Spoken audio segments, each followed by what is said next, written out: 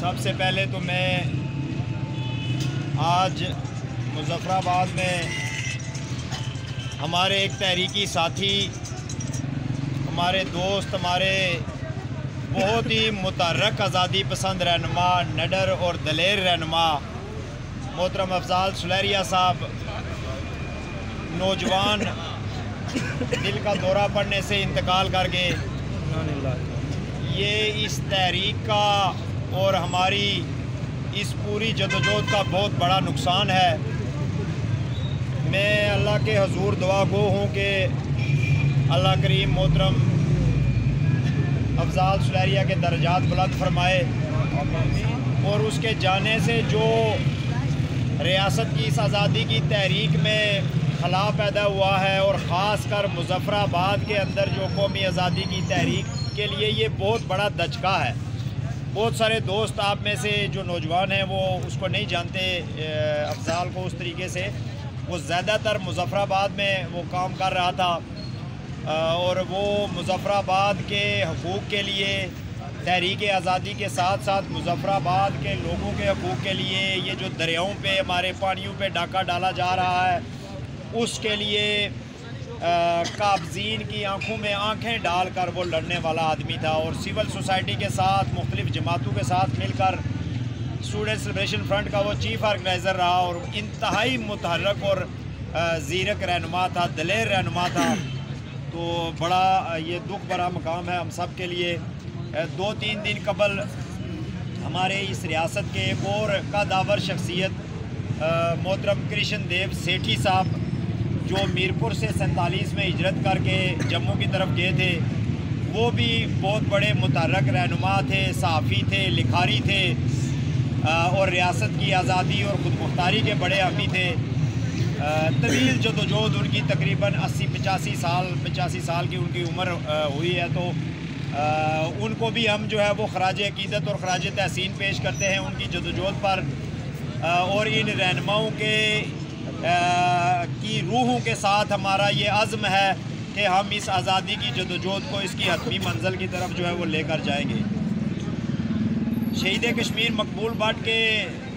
یوم شہادت کے سلسلے میں آج جو 2 فروری کو جو آپ نے ریلی نکالی ہے، میں سٹی کوٹلی کے جو ہمارے صدر صاحب ہیں اور ان کی ٹیم ہے، اور آپ سب کو بھی مبارکباد اور خراج تحسین پیش کرتا ہوں کہ آپ جس ذمہ داری کے ساتھ اس معاملے کو ان دنوں کو جو ہے وہ مقبول بٹ کی یاد کو لے کر آگے جا رہے ہیں، یہ بڑا ضروری ہے۔ مقبول بٹ کے پیغام کو اور اس کے نقطہ نظر کو لوگوں تک لے جانے کے لیے، عام عوام تک لے جانے کے لیے یہ ضروری ہے کہ اس طرح کے جو اجتماعات ہیں، اس طرح کے جو جلوس ہیں، یہ مشعل بردار جلوس اور یہ انقلابی نوجوانوں کے جو جلوس ہیں، یہ اس تحریک کو آگے بڑھانے اور قوم کا حوصلہ بڑھانے کے لیے ضروری ہے۔ اور مقبول بٹ اس لیے اس قوم کا لیڈر ہے، اور ہر طبقہ فکر جو ہے اس ریاست کا، اس کا عزت اور احترام اس لیے کرتا ہے کہ یہ مقبول بٹ ان ساری باتوں کو لے کر اس نے اپنی جان کو قربان کیا، یعنی اس نے لوگوں کے اندر شعور جگانے کے لیے، مردہ مسئلہ کشمیر کو زندہ کرنے کے لیے، دنیا کی توجہ جو ہے وہ اس مسئلے کی طرف مبذول کرانے کے لیے شعوری طور پر اپنی جان کا نذرانہ پیش کیا۔ وہ یہ سمجھتے تھے مقبول بٹ کہ میری جان جانے سے اور میرے پھانسی پر لگنے کے بعد ہی اس تحریک کے اندر جو ہے وہ ایک نئی روح پیدا ہوگی۔ یہ ان کے خطوط سے، ان کی تقریروں سے، ان کی جدوجہد سے، اور جن لوگوں کے ساتھ ہمارے اکابرین کے ساتھ جب وہ کام کرتے تھے سارے اکٹھے، تو ان کی تحریروں، تقریروں اور یادداشتوں سے ہمیں یہ پتہ چلتا ہے کہ مقبول بٹ جو ہے اس نے اس رستے کا انتخاب خود کیا، دانستہ طور پر کیا، تاکہ میری قوم کے اندر آزادی کی روح جو ہے وہ بیدار ہو سکے۔ مقبول بٹ کوئی عام آدمی نہیں تھا، کوئی عام سیاسی کارکن نہیں تھا، کوئی عام تحریکی کارکن نہیں تھا۔ وہ بیک وقت جو ہے وہ ان کے اندر بے شمار خوبیاں تھیں۔ ایک پہلی خوبی یہ تھی کہ وہ ایک بہترین شخصیت کے مالک تھے، ایک قدآور، خوبصورت، جوان، بانکا سجیلا نوجوان جو آزادی اور انقلاب کی بات کرتا تھا،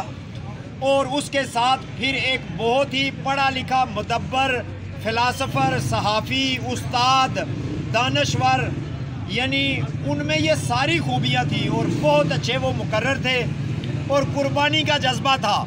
اور خلوص تھا، اور تحریک کے ساتھ لگاؤ تھا جو ان کو جان قربان کرنے تک جو ہے وہ لے گیا۔ تو مقبول بٹ ایسے نہیں بن گیا کہ مقبول بٹ ایک آدمی آیا اور اس نے جان دے دی اور کچھ لوگوں نے اس کے پیچھے نعرے لگانا شروع کر دیے۔ جان دینے سے پہلے بھی مقبول بٹ نے تحریک کو منظم کرنے کے لیے، یعنی کوئی محاذ ایسا نہیں تھا جس پہ مقبول بٹ نے کام نہ کیا ہو، حتیٰ کہ آزاد کشمیر اسمبلی کے الیکشن بھی مقبول بٹ صاحب نے لڑے، اور اس لیے لڑے کہ کسی نہ کسی فورم پہ جا کے تو لوگوں کے حق خود ارادیت کی جو رائے شماری کی اس وقت بات ہو رہی تھی اور وہ ڈیلے ہو رہی تھی، اس کو آگے ہر فورم سے اٹھایا جائے۔ اور جب شملہ معاہدے کے بعد دیکھا کہ اب انہوں نے مسئلہ کشمیر کو دفن کیا ہے، تو انہوں نے کہا کہ اب اس کے علاوہ اور کوئی راستہ نہیں ہے کہ میں اس پار جا کے جنگ لڑوں اور اپنی جان قربان کروں تاکہ یہ مسئلہ جو ہے وہ دوبارہ سے زندہ ہو۔ تو مقبول بٹ کو سمجھنا، اس کی جدوجہد کو سمجھنا، اس کے کام کو سمجھنا، وہ ایسے آدمی تھے جو اپنے ارد گرد چلنے والی جتنی تحریکیں تھیں جو ان سے تھوڑا عرصہ پہلے چلی تھیں یا ان کے ہم اثر تحریکیں تھیں، جیسے فلسطین کی تحریک تھی، جیسے جو ہے وہ چائنا اور رشیا کے انقلابات تھے، جیسے الجزائر کی تحریک تھی جو ہماری ہم اثر تحریک تھی، ان ساری تحریکوں کے لیڈرشپ کے ساتھ مقبول بٹ کے رابطے تھے، اور وہ ان سے سیکھتے تھے کہ آپ اپنے اپنے ملک میں آپ کی تحریک کو کیا مشکلات درپیش ہیں، سامراج آپ کے ساتھ کیسے جو ہے وہ لڑائی لڑ رہا ہے، قابض قوتیں جو ہیں وہ کیسے آپ کی تحریک کو دبا رہی ہیں، وہ ان تحریکوں سے بھی سیکھتے تھے۔ دوسرے ممالک میں جو چلنے والی آزادی اور تبدیلیوں کی تحریکیں تھیں ان کے ساتھ رابطے میں تھے، وہ سفارتکاری کے میدان میں جو ہے وہ اپنا کردار ادا کرتے تھے، وہ بین الاقوامی طاقتوں کے ساتھ، ان کی حکومتوں کے ساتھ، ان کے ڈپلومیٹس کے ساتھ، مختلف دانشوروں، سول سوسائٹی کے ساتھ وہ اپنا تعلق پر وہ رکھتے تھے۔ پشاور میں وہ پڑھاتے بھی رہے اور اخبار میں جو ہے وہ ایڈیٹر کے طور پہ کام بھی کرتے رہے، تو لوگوں کے ساتھ ان کے تعلق اور ان کی جدوجہد کا یہ آپ اندازہ لگا لیں کہ جب وہ مقبول بٹ کو پھانسی پہ چڑھایا گیا تو پاکستان کے صفحے اول کے شاعر احمد فراز نے جو ہے وہ ان کے لیے مرثیہ لکھا، اور اپنے اس دوست کو جو ان کے قریبی دوست تھے ان کو خراج تحسین پیش کیا۔ اخبارات میں، پاکستان کے مختلف اخبارات میں پاکستانی چوٹی کے جو کالم نگار تھے انہوں نے مقبول بٹ پہ کالم لکھے اور اس کے ساتھ اپنی دوستی اور نظریاتی جو اس کے ساتھ تعلق تھا اس پہ فخر کا اظہار کیا کہ وہ مقبول بٹ کے دوست ہیں، یعنی مقبول بٹ اتنا بڑا آدمی تھا۔ تو یہ جو جدوجہد ہے اس نے اب بہت سارے مقبول بٹ پیدا کیے ہیں، لیکن وہ مقبول بٹ تب مکمل ہوں گے جب آپ کے اندر وہ خصوصیات پیدا ہوں گی جو مقبول بٹ کے اندر تھی، اپنی تحریک کو بچانا، اپنی تنظیموں کو بچانا، اپنے نظریے کو بچانا، خلوص کے ساتھ آگے چلنا، کمٹمنٹ اور قربانی کے جذبے کے ساتھ جو ہے وہ آگے چلنا، یہ بہت ضروری ہے، اور حالات پہ نظر رکھنا بہت ضروری ہے۔ اس تحریک کو کسی منطقی انجام کی طرف لے کر جانے کے لیے ہم سب کا ریاست کے اندر اور بیرون ریاست جو حالات ہیں ان پر نظر رکھنا ضروری ہے۔ یہ حالات ہی ہیں جو آپ کی تحریک کو کامیابی اور ناکامی کی طرف لے کے جا سکتے ہیں۔ یہ انڈیا، پاکستان اور عالمی برادری کے تعلقات سیاسی، سماجی، معاشی اور دفاعی تعلقات کی نوعیت ہی ہوگی جو آپ کے مسئلے کو آگے لے کر جائے گی، اور وہ آپ کے مسئلے کو کس طرح طے کرے گی یہ اس بات پر منحصر ہے کہ ریاست کے لوگ اور ان کی پارٹیاں اور ان کی تنظیمیں جو ہیں وہ کتنی بیدار اور کتنی متحرک ہیں۔ اگر ہم سوئے رہیں گے، اگر ہم خود کو حالات کے رحم و کرم پر ڈال دیں گے اور انتظار کریں گے کہ کوئی معجزہ رونما ہو جائے اور ہمیں آزادی مل جائے، تو ایسا کبھی ہونے والا نہیں ہے۔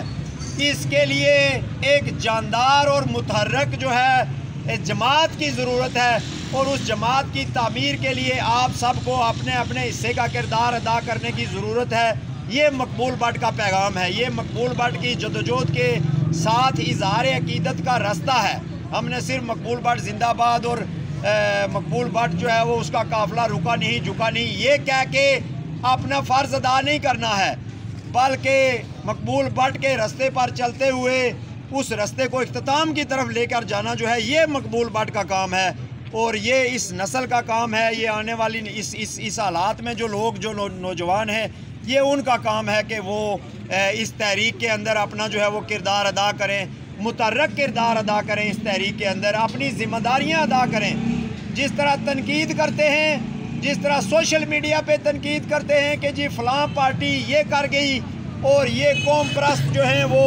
یہ بٹے ہوئے ہیں اور ان کا جو ہے وہ یہ معاملہ ہے، تو اسی طرح اگر وہ یہ سمجھتے ہیں کہ یہ پرابلم ہے تو ان کو آگے آ کے تحریکوں میں شامل ہو کے اپنا کردار ادا کر کے تو اس تحریک کو آگے کی طرف لے کے جانا ہے۔ اس کو قومی تحریک بنانے کے لیے ضروری ہے کہ اس میں استاد بھی ہوں، اس میں ڈاکٹر بھی ہوں، اس میں انجینئر بھی ہوں، اس میں مزدور بھی ہوں، اس میں طلبہ بھی ہوں، اس میں خواتین بھی ہوں، بچے بھی ہوں، اس میں ہر شعبہ زندگی کا بندہ ہو۔ یہ کوئی شرمندگی کی بات نہیں ہے کہ میں ملازم ہوں، میں جو ہے وہ کیسے آزادی کی بات کر سکتا ہوں، یا میں ٹیچر ہوں یا میں جو ہے وہ ڈاکٹر ہوں تو میں جی آزادی کی بات نہیں کر سکتا، میں خاموش کھڑا ہوں، لیکن میں آزادی پسندوں پہ تنقید کر سکتا ہوں۔ تو جو لوگ یہ سمجھتے ہیں کہ وہ جو ہیں وہ اس آزادی کی تحریک کے ساتھ جڑنے میں کوئی شرمندگی محسوس کرتے ہیں، یا وہ اپنی تنخواہ یا نوکری یا تبادلہ یا کمپلین یا انکوائری کے چکر میں آزادی کی تحریک سے خود کو لا تعلق رکھتے ہیں، پہلی بات ہے کہ وہ انسانیت کے مرتبے پر ہی فائز نہیں ہے، چونکہ انسان کا یہ کام نہیں ہے۔ انسان کے اندر حریت اور آزادی فکر جو ہے یہ انسان اس کو تب بناتا ہے جب اس کے اندر بولنے کی، رائے رکھنے کی صلاحیت ہے، ورنہ انسان سماجی جانور ہے، اس کے علاوہ اور کچھ نہیں ہے۔ تو جو لوگ تو پہلی تو بات ہے کہ وہ یہ ضرور سوچیں کہ کیا وہ انسانیت اور حریت کے مرتبے پر فائز بھی ہیں جو معمولی نوکریوں کے لیے اور اپنے تبادلوں کے چکر میں اور سیاسی طور پر جو ہے وہ کسی ایجنسی سے ڈر کے، کسی پارٹی سے ڈر کے اپنی رائے نہیں رکھ پاتے ہیں، تو میں نہیں سمجھتا کہ وہ گھر میں بیوی کے سامنے بھی اپنی رائے رکھ پاتے ہوں گے۔ تو یعنی لوگوں کو اپنی رائے رکھنے کی ضرورت ہے، اس ریاست کے لوگوں کو، اور خاص کر جو پڑھے لکھے لوگ ہیں، جو نوکریاں لے رہے ہیں، جو تنخواہیں لے رہے ہیں، جو ریاست کے نام پہ کھا رہے ہیں باقاعدہ پیسے لے کے، ان کا زیادہ فرض بنتا ہے کہ ریاست کی نمک حلالی کریں،